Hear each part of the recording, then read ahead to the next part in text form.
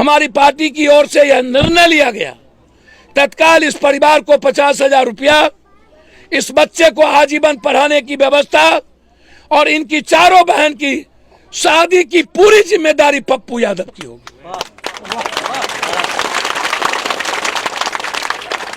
ये जहां तक तालीम करेंगे मंथली, मेरे पार्टी के अकाउंट से जाएगा।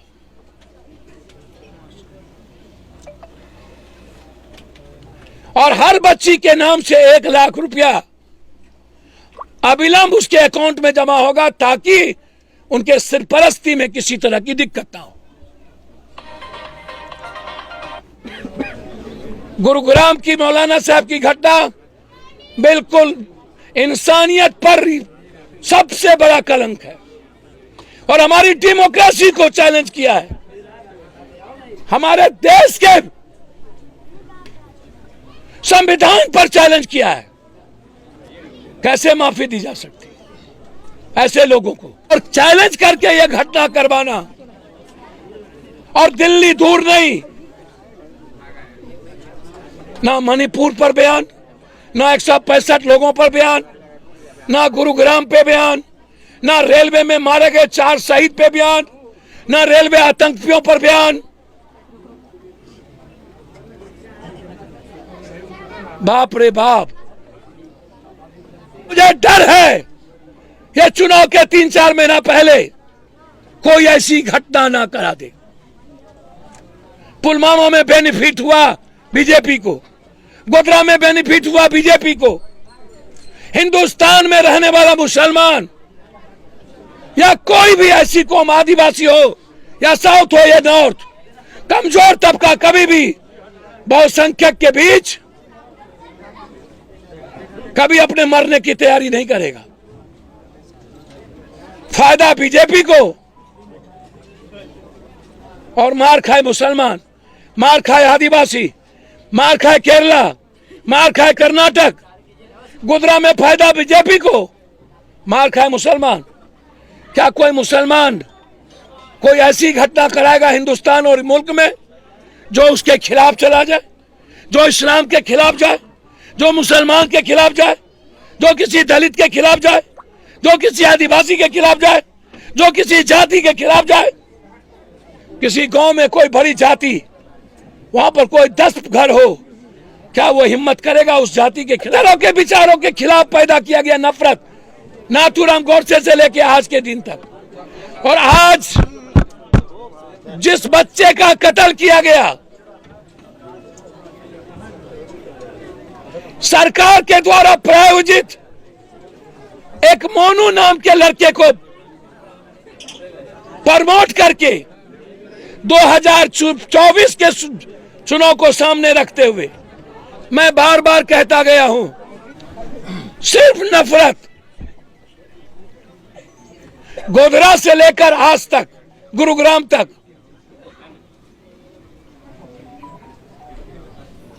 यह आतंकी हमला है। ट्रेन में एक आतंकी सिपाही ने, जिसको इन्होंने जहर पैदा किया, उन्होंने 4 लोगों को गोली मार दी। परसों मैं वहां भी था। राजस्थान के 3 लोगों को गोली मारा। यह उपलब्धि है एनडीए सरकार की और आरएसएस की। आरएसएस ने सबसे बड़ी उपलब्धि कब पैदा की? जब हिंदुस्तान के गांधी को गोली मारा गया था। आरएसएस की सबसे बड़ी उपलब्धि थी नाथूराम गोडसे। और उस उपलब्धि के बाद लगातार आरएसएस अपने मानसिकता में सफल होते गए और उन्होंने हमारे कुछ फौज, कुछ सिपाही, कुछ जवान और कुछ लोगों के भीतर जाति, धर्म, भाषा, विचार, हर तरह के विचारों के खिलाफ नफरत पैदा किया गया हिंदुस्तान में। आज को इतना जहर पैदा किया कि मणिपुर की भीड़ ने 15 साल की लड़कियों को नंगा करके एक ट्वीट पीएम का नहीं जाता है, एक ट्वीट एक बार भी पीएम और गृह मंत्री मणिपुर नहीं जाता है। और बलात्कार की घटना पर एनडीए के मुख्यमंत्री कहते हैं ऐसी घटना सैकड़ों हो चुकी है, और पीएम कहते हैं ये लॉ एंड ऑर्डर का प्रॉब्लम है। सर्वोच्च न्यायालय भी इनके लिए कोई मतलब नहीं रह गया। संविधान मतलब नहीं, प्रेम मतलब नहीं, इंसानियत मतलब नहीं, संस्कृति मतलब नहीं, अध्यात्म मतलब नहीं, मानवता मतलब नहीं, किसान मतलब नहीं, महिलाएं मतलब नहीं, खिलाड़ी मतलब नहीं, गरीब मतलब नहीं, रोजगार मतलब नहीं, महंगाई मतलब नहीं, राइट ऑफ वर्क मतलब नहीं, राइट ऑफ एजुकेशन मतलब नहीं, राइट ऑफ वेल्थ मतलब नहीं, राइट ऑफ हेल्थ मतलब नहीं, राइट ऑफ ह्यूमनिटी मतलब नहीं, राइट ऑफ जस्टिस मतलब नहीं। कंप्लीट नफरत, सिर्फ नफरत। इनका आधार ही नफरत का था हिंदुस्तान में आने का। गोधरा से लेके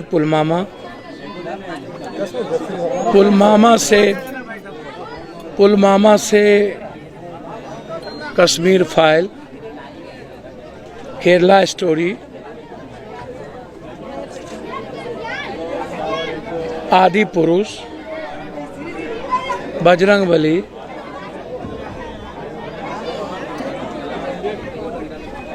और अब फिर एक नई पिक्चर।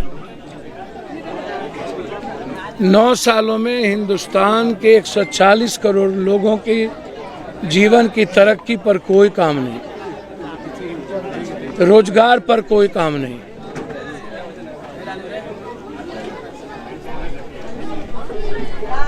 महिलाओं की सुरक्षा पर कोई काम नहीं, किसानों के हालात पर कोई काम नहीं, 900 किसान मर गए, महंगाई पर कोई काम नहीं, नौकरी पर कोई काम नहीं। 9 सालों के अंदर इन्होंने इंसान को जानवर से भी बदतर बना दिया, समाज को भेड़िया बना दिया, लोकतंत्र को भीड़तंत्र में बदल दिया, संविधान और लोकतंत्र 9 सालों के अंदर इनकी पैर की जूती बन गई। कानून को इन्होंने अपना जेब में जागीर समझ लिया। समाज को इतना जहर पैदा किया कि मणिपुर की भीड़ ने 15 साल की लड़कियों को नंगा करके 1.5 घंटे तक समाज के द्वारा लगातार इंटरनल पार्ट को छेड़ना और समाज के सामने बलात्कार की बारी बारी से घटना। वहां भी अल्पसंख्यक थे, आदिवासी कमजोर तबके के लोग। ये पूरी मणिपुर की नफरत की लकीर 3 महीने से 165 लोगों का कत्ल हुआ। पूरा का पूरा मणिपुर और उस इलाके को बांट दिया गया।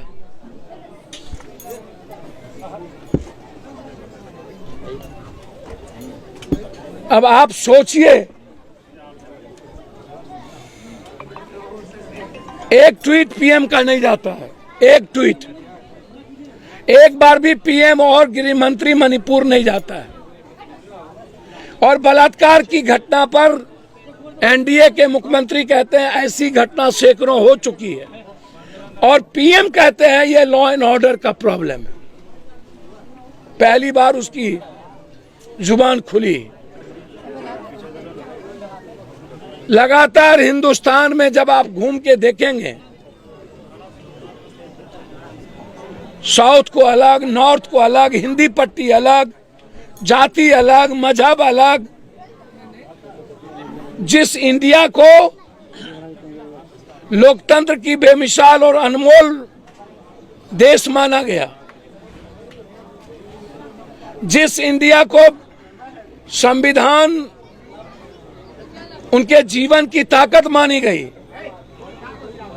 जिस इंडिया ने अपनी सारी संस्थाओं को सुप्रीम कोर्ट से लेकर के सारी संस्थाओं को अपना आधार माना, जीवन की ऊर्जा का, आर्थिक आजादी का, उन सारी संस्थाओं व्यवस्था को 9 सालों में ध्वंस कर दिया।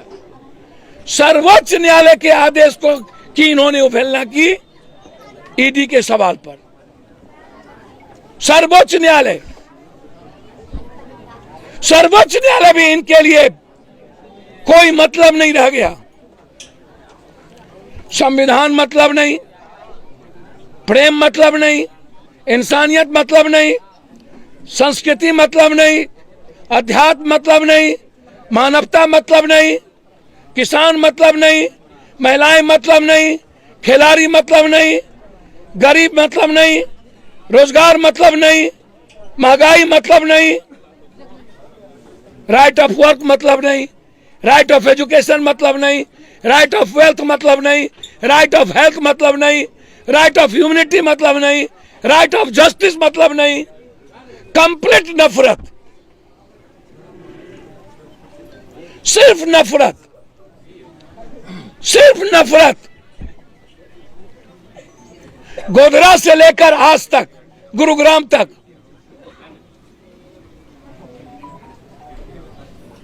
यह आतंकी हमला है। ट्रेन में एक आतंकी सिपाही ने, जिसको इन्होंने जहर पैदा किया, उन्होंने 4 लोगों को गोली मार दी। परसों मैं वहां भी था। राजस्थान के 3 लोगों को गोली मारा। यह उपलब्धि है एनडीए सरकार की और आरएसएस की। आरएसएस ने सबसे बड़ी उपलब्धि कब पैदा की?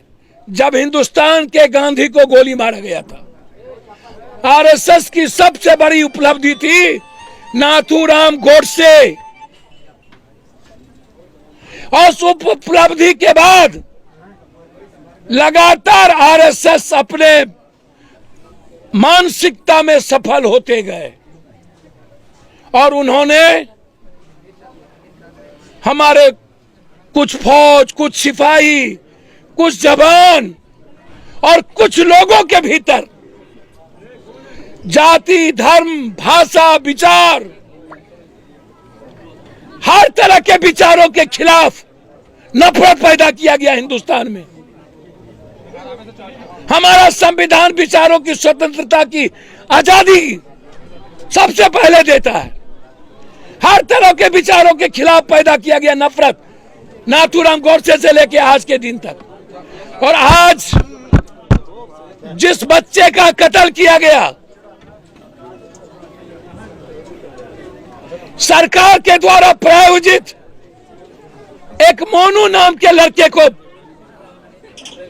प्रमोट करके 2024 के चुनाव को सामने रखते हुए मैं बार बार कहता गया हूं और फिर मैं आज आपको कह रहा हूं,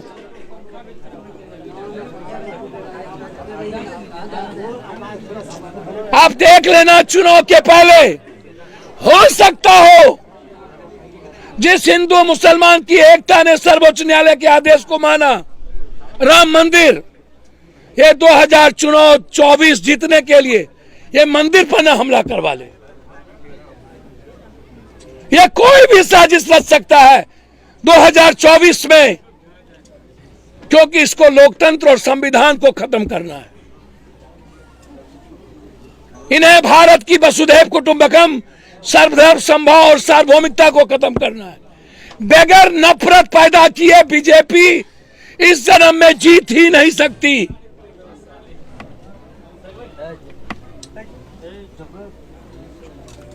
किसी भी कीमत पे नहीं। इन्हें कोई ना कोई पुलवामा और गोधरा करवाना होगा। यदि ये नहीं करवाएगी तो इनकी जमानत जब्त होगी। और मुझे डर है ये चुनाव के 3-4 महीना पहले कोई ऐसी घटना ना करा दे। पुलवामा में बेनिफिट हुआ बीजेपी को, गोधरा में बेनिफिट हुआ बीजेपी को। हिंदुस्तान में रहने वाला मुसलमान या कोई भी ऐसी कौम, आदिवासी हो या साउथ हो या नॉर्थ, कमजोर तबका कभी भी बहुसंख्यक के बीच कभी अपने मरने की तैयारी नहीं करेगा। फायदा बीजेपी को, और मार खाए मुसलमान, मार खाए आदिवासी, मार खाए केरला, मार खाए कर्नाटक, गुजरात में फायदा बीजेपी को, मार खाए मुसलमान। क्या कोई मुसलमान कोई ऐसी घटना कराएगा हिंदुस्तान और मुल्क में जो उसके खिलाफ चला जाए, जो इस्लाम के खिलाफ जाए, जो मुसलमान के खिलाफ जाए, जो किसी दलित के खिलाफ जाए, जो किसी आदिवासी के खिलाफ जाए, जो किसी जाति के खिलाफ जाए? किसी गांव में कोई बड़ी जाति, वहां पर कोई 10 घर हो, क्या वो हिम्मत करेगा उस जाति के खिलाफ बात करने की? तो ये किसने किया? इस मुल्क में शुरू से साजिश रची आरएसएस से बीजेपी के लोगों ने। और जो घटना गुरुग्राम में एक साजिश के तहत की गई, पुलिस मुखदर्शक थी, सरकार मुखदर्शक थी, मुख्यमंत्री कहते हैं कि मैं सबको सुरक्षा नहीं दे सकता हूं। यह स्टेटमेंट है हरियाणा के मुख्यमंत्री का।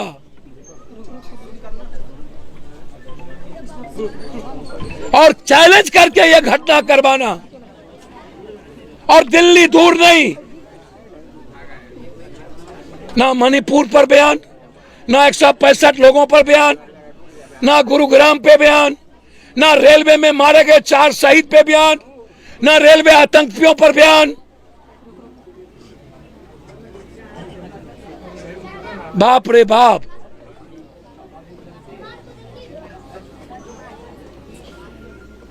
और इतनी बड़ी घटना और देश चुप,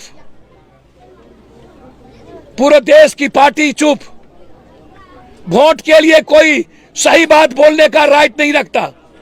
ये पार्टी वोट के कारण, ये जो सेकुलर पार्टी है बिहार और देश में, क्या कारण है कि अभी तक,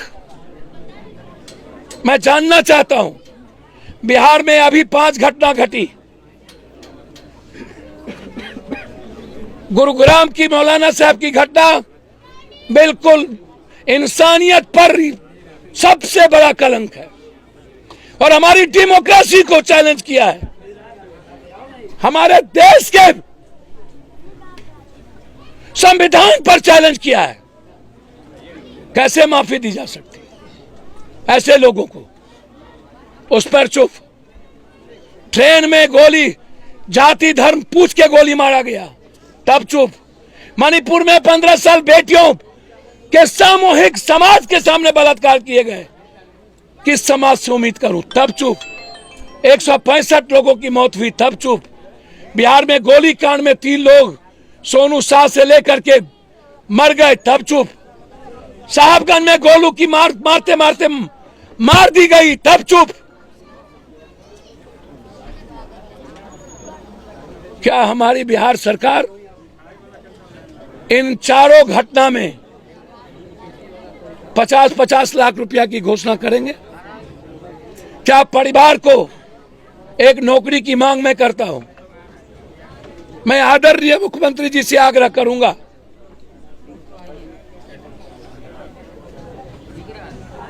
कि बिहार में पुलिस जिस तरीके से जाति पूछ के गोली चलाया है, मारा है साहेबगंज और बारसोई में, और जिस तरीके से 2 आतंकवादी हमले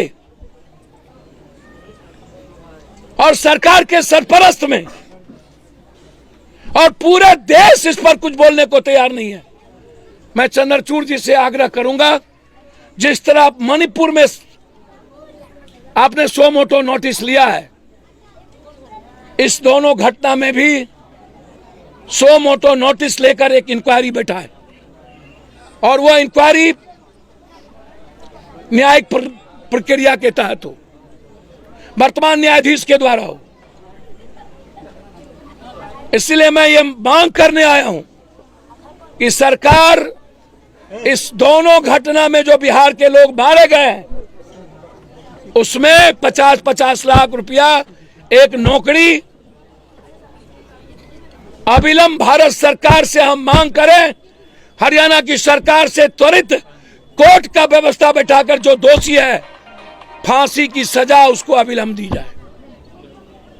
मेरे पार्टी की ओर से कल भी शिष्टमंडल यहां आए थे, हमारे लीडर और हमारे अध्यक्ष हमारे इंदर जी सभी लोगों के नेतृत्व में हमारी पार्टी की ओर से यह निर्णय लिया गया, तत्काल इस परिवार को 50,000 रुपया, इस बच्चे को आजीवन पढ़ाने की व्यवस्था और इनकी चारों बहन की शादी की पूरी जिम्मेदारी पप्पू यादव की होगी।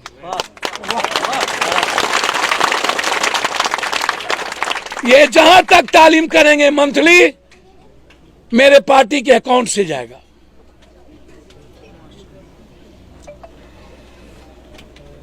और हर बच्ची के नाम से 1 लाख रुपया अविलंब उसके अकाउंट में जमा होगा ताकि उनके सरपरस्ती में किसी तरह की दिक्कत ना हो। और कुछ पूछना हो तो आप पूछ लें। सारा बात कहिए दीजिए तो। सर मैंने सब कह दिया, अब कोई नई चीज नहीं पूछी।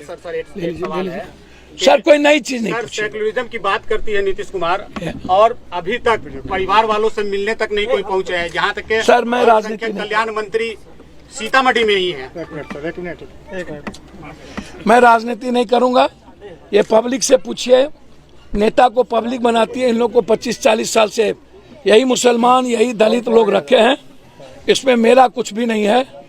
मैंने इस बच्चे को गोद लिया है, जब तक ये पढ़ेंगे मैं पढ़ाऊंगा। इस परिवार की और पुलिस से गोली, सोनू से लेकर के गोलू तक के परिवार की जिम्मेदारी मेरी है। मैं जिंदा जब तक हूं किसी भी परिवार को इन नेताओं और कुर्सी के लिए और सियासत के लिए बलि का बकरा बनने नहीं छोड़ सकता। मैं लड़ूंगा। कल मुजफ्फरपुर में मेरी बहुत बड़ा धरना है बेटियों को बचाने के सवाल पर। मैंने क्रिमिनल के खिलाफ बात किया, पुलिस ने उठा के लाई। जिस मंटू शर्मा जिस गोविंदा की बात मैंने की उसको पुलिस उठा के लाई। कल मैं जा रहा हूं अपनी बेटियों की लड़ाई को लेकर लड़ने मुजफ्फरपुर में। मैं बुलडोजर से बुलडोज कर दूंगा। आने वाले 1 महीने के अंदर यदि एसी सिंह ना मिली, एक दलित बेटी को कल जिंदा मार दिया मेडिकल, मैं अभी वहां जा रहा हूं। मैं किसी को नहीं छोड़ने वाला, आप बेफिक्र रहें। जब तक मैं जिंदा हूं लाखों हजारों गोली खा करके भी इंसानियत की रक्षा करूंगा।